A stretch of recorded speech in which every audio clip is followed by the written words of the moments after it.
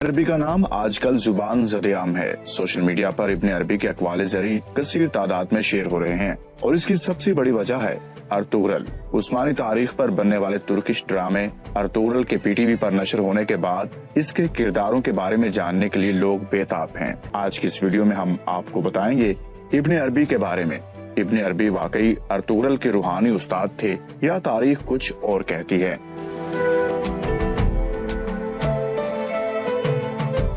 1165 में उंदलस मौजूदा स्पेन के शहर मोर्सिया में पैदा होने वाले अबू अब्दुल्ला मोहम्मद इब्ने अली इब्ने मोहम्मद इब्ने अरबी अल हातमी अल ताई अल उंदलसी दुनिया इस्लाम के मुमताज सूफी, आरिफ, मुहक्किक, शायर और फलसफी थे।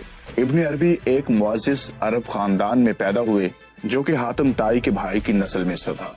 इब्ने अरबी का लक़ब मुहय्यिद्दीन था, जबकि मुख्तलिफ उलमा ने तसव्वुफ में आपको शेखुल अकबर करार दिया है। इब्ने अरबी के बारे में ये ख्याल किया जाता है कि तसव्वुफ में वहदतुल वजूद का तसव्वुर सबसे पहले उन्होंने ही पेश किया। इब्ने अरबी 500 से ज़ायद किताबों के मुसन्निफ हैं, जिनमें फसूसुल हुक्म और अल फतुहातुल मक्किया बहुत मशहूर हैं।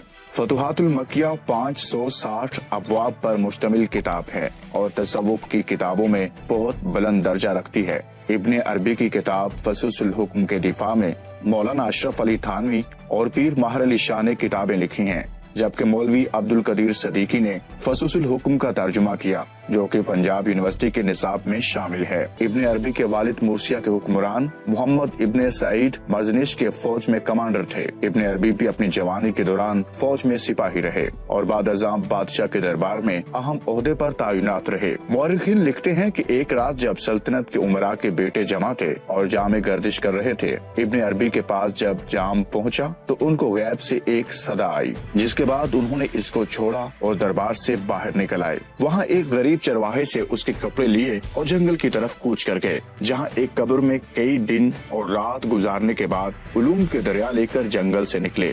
कुछ अरसे बाद उन्होंने अपने शेख के हुक्म पर 9 माह का चिल्ला काटा, जिसके बाद इब्ने अरबी को मुख्तलिफ उलूम से आगाही नसीब हुई। इब्ने अरबी बुलंद पाया शायर भी थे। उनकी शायरी तसव्वुफ पर मबनी थी। उनकी शायरी की किताब ज़खाइरुल आलाक मुकम्मल तौर पर तसव्वुफ से भरी पड़ी थी। इब्ने अरबी ने दुनिया भर में सफर किया और बड़े बड़े आलिमों से इल्म दीन हासिल किया। ट्यूनिस में उनकी मुलाकात अबू मोहम्मद अब्दुल अजीज बिन अबू बकर अल कुरैशी अल महदूवी के साथ हुई। यहीं पर उन्होंने अपनी किताब रूहुल कुद्स लिखी। इब्ने अरबी ने यहाँ से फारस और फिर मक्का का सफर किया। मक्का में इब्ने अरबी का पहला क़याम 2 बरस का था, जिसके दौरान में वहाँ के इल्मी और मजहबी हलकों में आपकी वजह से एक गैर मामूली हलचल पैदा हुई। आपकी तसनीफी सरगर्मियों का अंदाजा इस बात से किया जा सकता है कि आपने इस दौरान में अपनी किताब रूहुल कुद्स के मुसवदे को मुकम्मल करने के साथ साथ 3 दूसरी कुतब तहरीर की।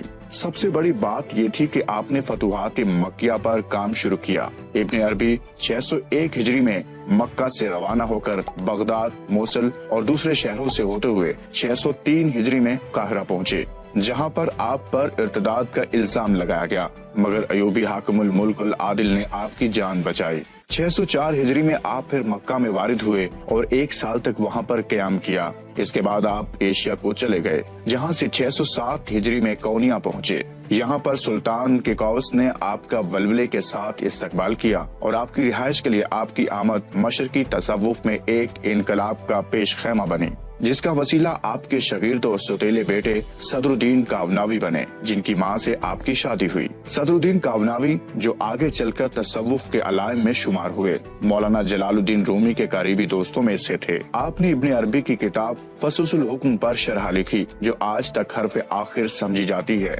अगले बरसों में इब्ने अरबी ने मुतअद्दिद सफर किए। 612 हिजरी में आप मक्का में थे। आपके हलफ के अमीरुल मुल्क ज़ाहिर के साथ दोस्ताना ताल्लुकात थे। तुर्क ड्रामा सीरियल अर्तुगरल में भी दिखाया गया है कि अर्तुगरल की हलफ के रास्ते में इब्ने अरबी से मुलाकात होती है, जिसके बाद वो उनको अपना मुर्शद बना लेता है। इब्ने अरबी इसकी हर मुश्किल वक्त में मदद करते रहे। इब्ने अरबी ने अर्तुगरल को बशारत दी कि उसके खानदान में ऐसी हुकूमत कायम होगी जो दुनिया पर हुकूमत करेगी। इब्ने अरबी की वजह से मुतअद्दिद ईसाई मुशर्रफ व इस्लाम हुए। इब्ने अरबी के बाद उनके बेटे सदरुद्दीन कावनावी भी कौनिया में रहे اور ارطغرل کی روحانی طور پر مدد کرتے رہے۔ قرناوی کا ذکر ارطغرل کے سیزن 5 میں ہوا ہے۔